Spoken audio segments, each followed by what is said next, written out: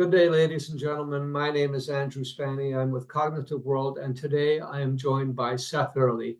Seth is a member of our think tank. He is also in our Speakers Bureau. He's among the top 50 thought leaders on AI, and he helps organizations succeed with AI. Seth, thank you so much for joining us today. Great to be here. Thanks for having me. Okay, great. So, there's a lot of talk about AI these days, and I'm just wondering, what's your take on the state of AI in the enterprise today? Well, it's very interesting because you see a lot of press releases from organizations saying what they're doing in AI and, how they're, building agents and they're seeing these benefits. And then when you take a step back and you look at some of the industry research, such as the MIT study that recently came out, the success rates are not as high as organizations would like you to think there are. And a number of years ago, I was working with some colleagues at Verizon, and this is all public information, so not sharing anything. We didn't actually do a project, but they were telling me how things were not, great. And yet, when I did some research, I found that there were all these wonderful press releases and all these things, the executive quotes of how much they're getting from AI and how it's transformed the customer experience and how it's a different experience today in order to, do business with the organization, whether you're a business or whether you're an individual customer, consumer customer. And I compared that with my experience as a Verizon customer, both in a consumer and a business user. And I had a terrible experience that lasted over several months trying to get a new phone. I actually wrote an article in Customer Think magazine about the experience. And I started off as a big rant about how bad the experience was. And then I decided to soften it a bit, and it turned into, six fails and 6 lessons for customer experience at Verizon. But what it was really showing is the stark difference between what the executives were saying, what the press releases were saying, what the public persona was, and what the on-the-ground experience was, not only for me as a customer, but also from the employees that I was talking to. So there's a big gap between what the C-suite hears and what is actually a reality. And so the MIT study was very interesting in this fact that it said 95% of these projects are not getting the success that they that is expected, and they had a number of reasons for that. But at the same time, I just read another article about how another financial services company is doing all these wonderful things, all this motherhood and apple pie about AI. And what we have found is when we go into organizations, they are struggling.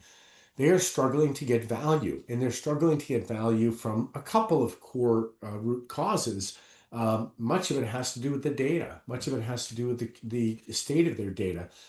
Generative AI is something that can provide answers to questions about the world because it creates a model of the world, right? Ingests all this content and all these sources, and then understands something about the world so that you can ask it a question and it can answer pretty effectively.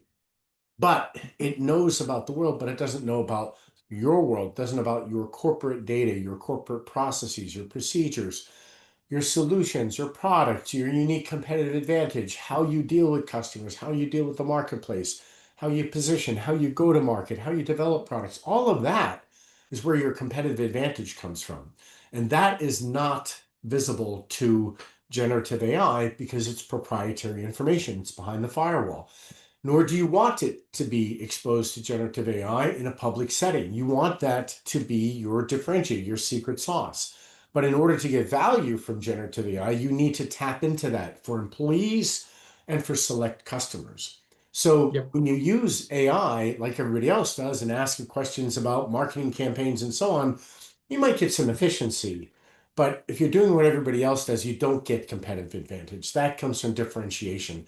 Standardization gives you efficiency. Differentiation gives you competitive advantage. And you differentiate based on your knowledge. So big problems with AI people talk about hallucination. Hallucination is by not having ground truth in your data, not having a source of information that the AI can look to and say, I can justify this answer with this citation.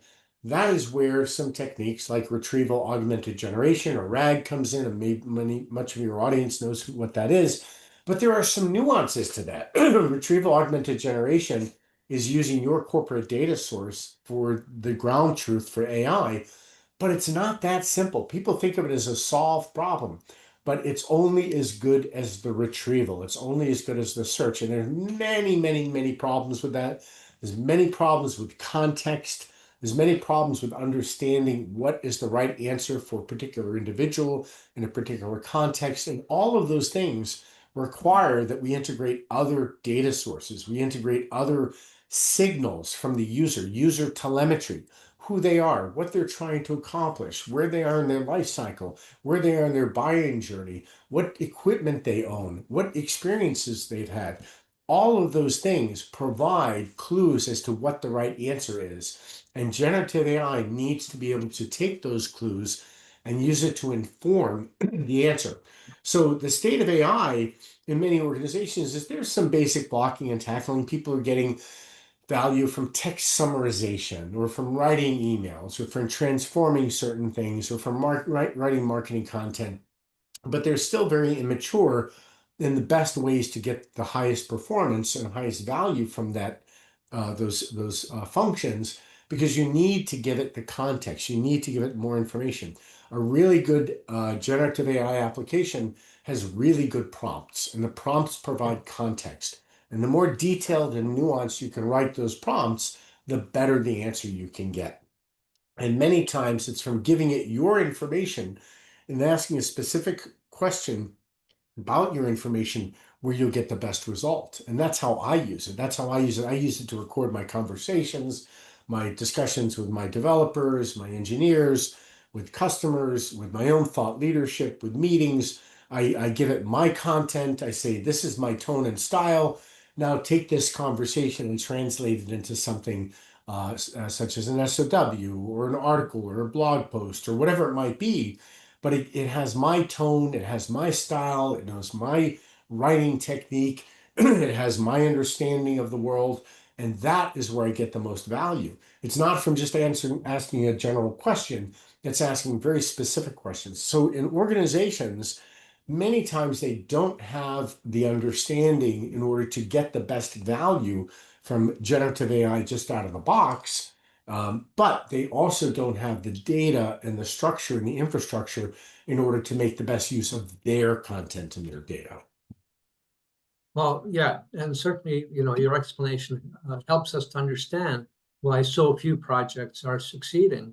I mean, data is so critical. You made reference to knowledge management. You made reference to processes.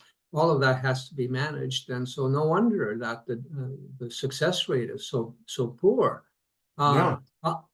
On a different but related topic, there's a lot of hype with regard to agentic technologies, AI and agentic technologies.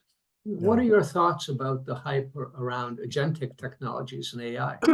What's interesting about agentic technology is basically it's getting an LLM to do something, to perform an action, or to access another information source. And much of the work that we've done over the past few years has been agentic in nature, because we will use external data sources, we'll call other data sources, we'll write to other data sources, and all of those things can be some form of agentic because it's taking an action on your behalf. Right. Now, when people are talking about agentic technology being able to do all these wonderful things and being able to accomplish complete processes or replace people, that requires a lot more thoughtfulness. It requires a lot more process analysis, a lot more design, a lot more intentionality, especially in terms of guardrails. What are you going to let it do? What are you going to let it not do?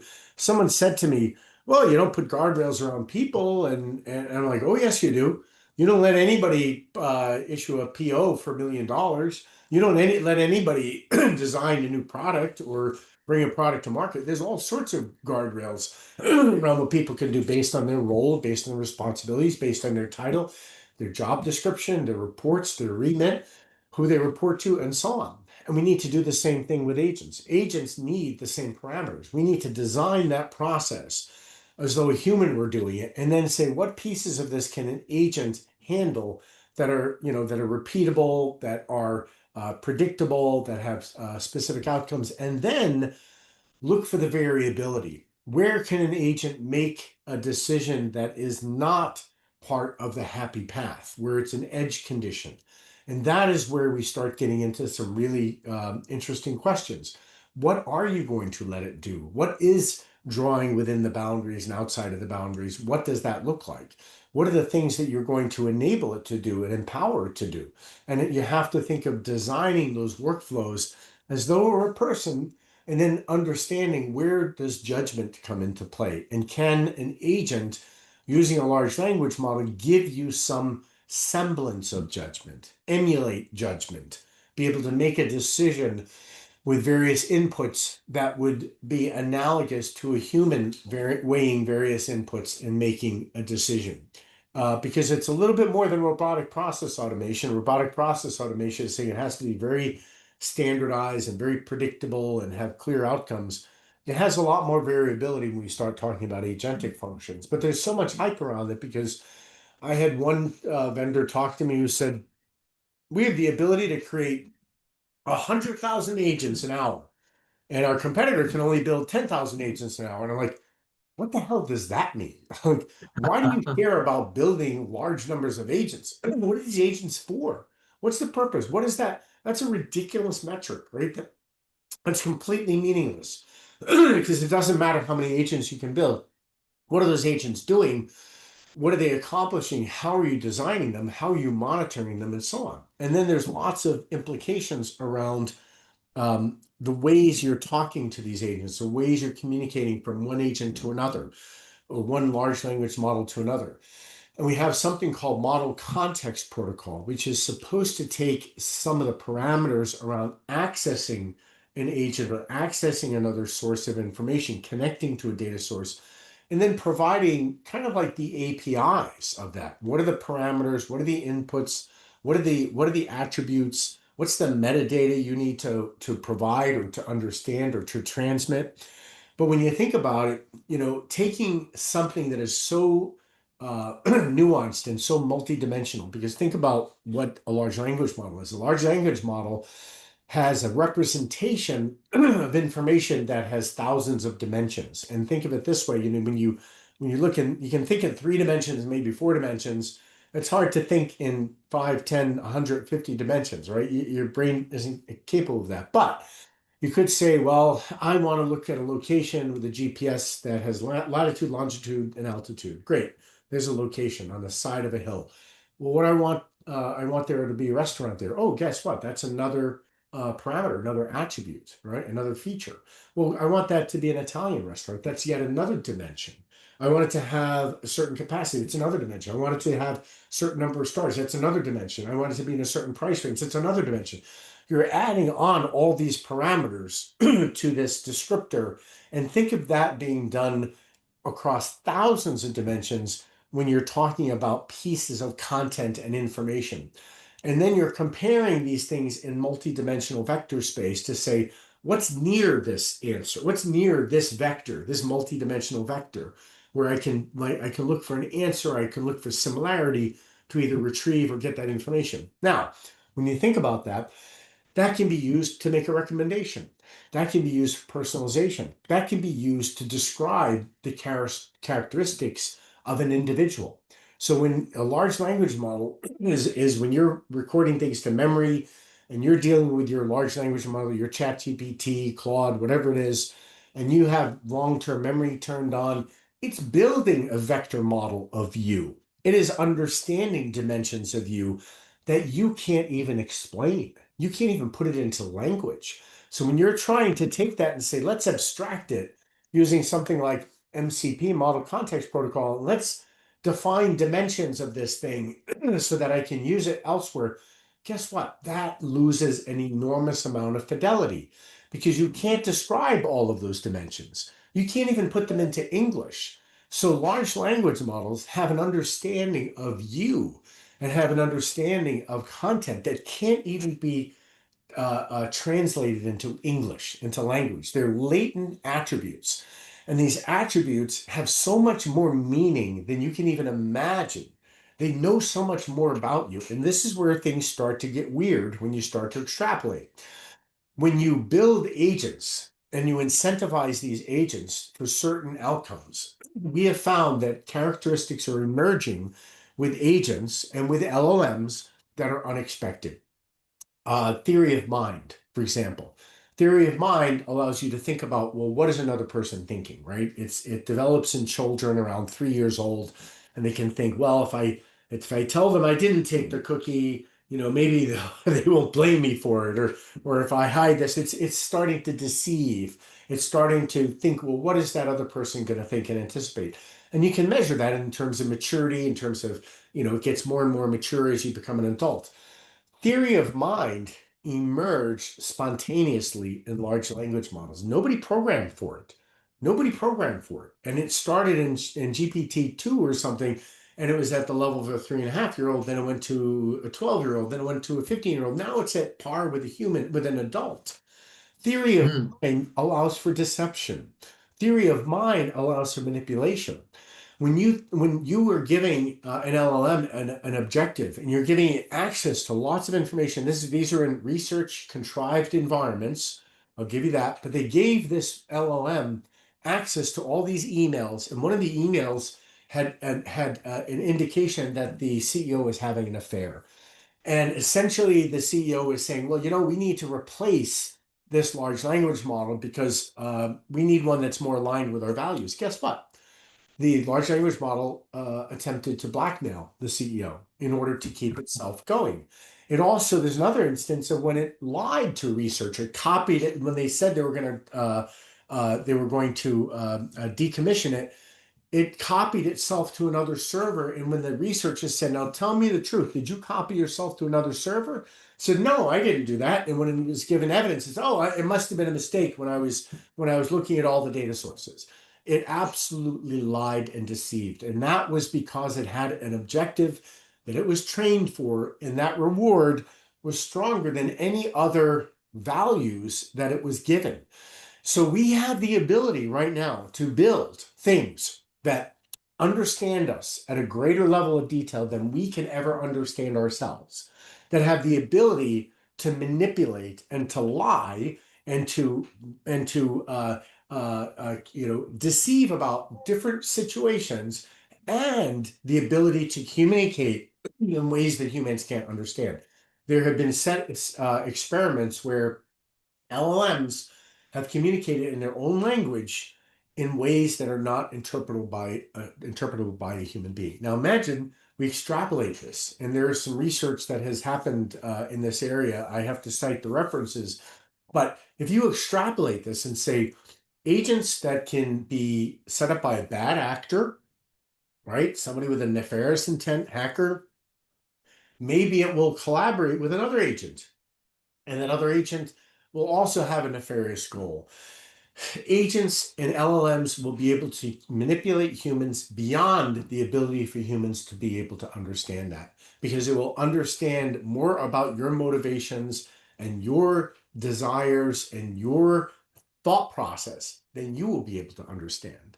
And think of it, extrapolating it that way, that these agents can do that, and then they will be able to act in ways where they can collaborate without it being observable by a human, because there's already been experimentation to show that this is possible. Now, when you start going out to that degree and you start looking at the acceleration of agents building agents and AI building more AI, without any guardrails, without any regulations, without any stopgaps or kill switches, without anything, and getting this into the hands of nefarious actors or governments that want to manipulate people. In fact, I would say that we were already manipulated by many of these agents and many of these bots through social media. And what happens is it has a clear clear danger to society, to businesses, because you don't know what these things are going to be able to do. And I never had this fear before. I never had this expectation. I always thought, oh, those are contrived environments. Oh, there's controls over this. But no, that is not true, because if you just let things go as they are going and you extend it and you extrapolate without any guardrails, we are in for some serious threats to Mhm. society, because these things will be more powerful than we can imagine. And they will be able to understand and manipulate the human psyche in ways that we cannot imagine, because they will know that much more about us. Yep. Scary thought. There are ways to mitigate and to deal with this. I'm working on some research papers right now to talk about this, but this is a real threat. And when you start thinking about even in the coming years, I mean, I've put questions out there about how real is this? And even in the coming years, there will be threats, there will be problems, there will be lapses in security. There will be definitely there will be an impact on society, and and So, in addition to the fact that many of these applications are currently leading to disruption. There's an article in the Wall Street Journal talking about how AI is killing entry-level jobs. I've been talking about that for years, because those are the simplest things that the AI can take over.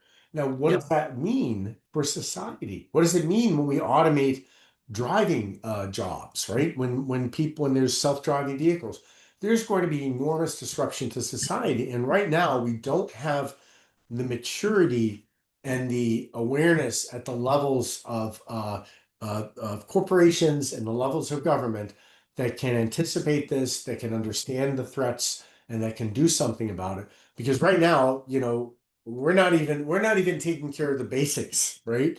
So Right. Right. these advanced threats, we have to live in a world of extreme caution. Yep.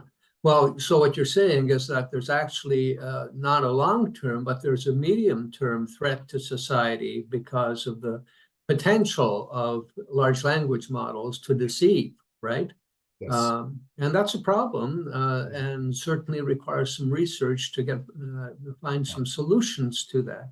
Yeah. There But are getting things back, that can be done. There are things that can be done. There are ways of dealing with your agent environments that can put stopgaps in. There are ways of determining the values of agents, of testing agents with other agents, right, to in certain scenarios to make sure that they are complying with design parameters.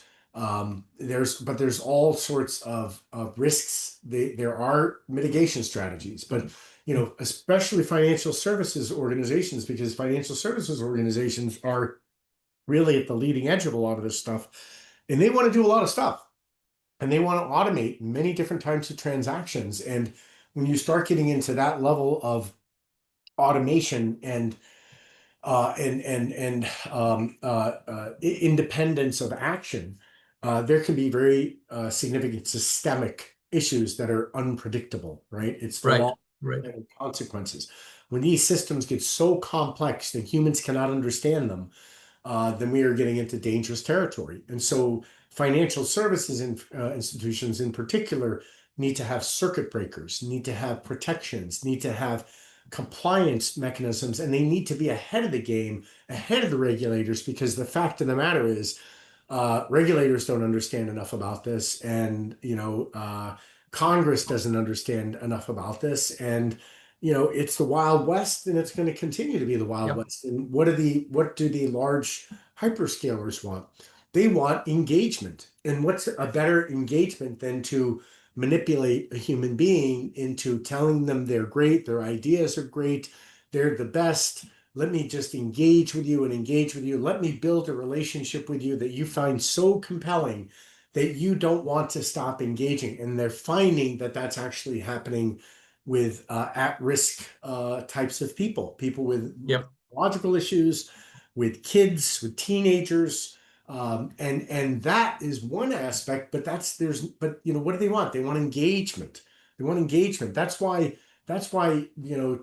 honesty and truthfulness has never been what algorithms are tuned for. They're tuned for engagement, which is based on outrage, which many times is based on false information. So, the hyperscalers don't have any idea of the vast harm that is and will be done to society if they have their way and make this just about return on investment and growth and finances and engagement, because Yep. that discounts humanity, that discounts society, that discounts all the externalities that people think are not important, right? Because, oh, I'm Yes. going to do my own thing. And, as Mark Zuckerberg said, company above country, right? In the social dilemma.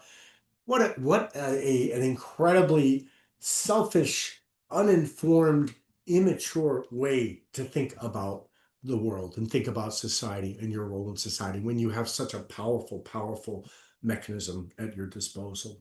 So that's where things Yep. Yep. even Well, by and that's kind of scary. That's kind of scary that we're in that situation. And of course, uh, resolving these threats to society is a very, very big problem and probably beyond the scope of what many organizations are doing. yeah. So if we look simply at the practical implementation of AI, what would your advice be to executives, whether on the front line or the Sure. C-suite? How Sure. should they proceed? How can they get the best value out of AI? How can they get the best ROI out Yeah. of AI implementation, Seth? So much of what we try to do with AI is to make up for our past sins in poor data and content curation, right? It's about finding things, about getting answers. It's, I can't find this, I can't find that, I can't. It's all about getting answers, right? I mean, that's what you Yep. ask ChatGPT, answers to questions all the time. The customer experience is customer journey is a knowledge journey, right? Yep. Who are you? What products do you offer? How do I pick what's right for me? How do I use it? How do I maintain it? How do I do this? How do I do that? Every single value creation mechanism is a knowledge mechanism, right? It's creating value, it's answering Yep. solutions, it's creating solutions, it's answering problems, it's solving problems, it's answering questions, all of those things. So what do you need to do? You need to be able to have the source of truth. You need to be able to monitor your content and your data and your knowledge and put an emphasis on the quality and the accessibility of that content and that data. You have to curate it. You have to have the source of truth. And AI, generative AI, will not find the answer in your organization if it's a huge mess, if it's a giant pile of uncurated, unupdated, out of date, redundant content that no one can find the answer to. AI will not be able to find the answer to it. It'll help, but it won't find the answer. So what we need to do is we need to process that information. We need to curate. We need to manage it. Now we can use AI as an accelerator to improve data quality, but I wrote an article and coined a phrase 10 years ago. There's no AI without IA. There's no artificial intelligence without information architecture. Information Right. architecture is the fundamental piece. And somebody reposted that article to LinkedIn several months ago saying this is more important today than it was in 2016 when I wrote it. And it's so true because many of the problems stem from the inability to find the right answer and get the right data and Yep. train the AI with that data. So the first thing to do is own your data quality, and understand what your process requires, right? Is it customer service? Is it research and development? Is it business development? Is it product innovation? Is it, back office efficiency? And understand what your processes are. Diagram out what those information flows and knowledge flows are, and build libraries of use cases. Use cases tell your systems what good is. It tells your application what it needs to do. It describes what people do. It describes what systems do. It describes what customers do. Use cases are everything, and they become assets of increasing value because they Right. document all of the processes of the organization. And then you can start measuring the baseline. So what does it take to execute on this use case? What does it take to accomplish this task? And then how can I improve that? So once I have those baselines, now I can start to improve it. And what does good look like? What does good look like? What does my system need to do? It needs to be able to support these use cases. It needs to support the customer doing these things. It needs to support the employee finding this information, submitting this trouble ticket, solving this problem, finding these engineering drawings, whatever they are. All of those things are tasks that need to be documented as use cases so that your systems know what they can do.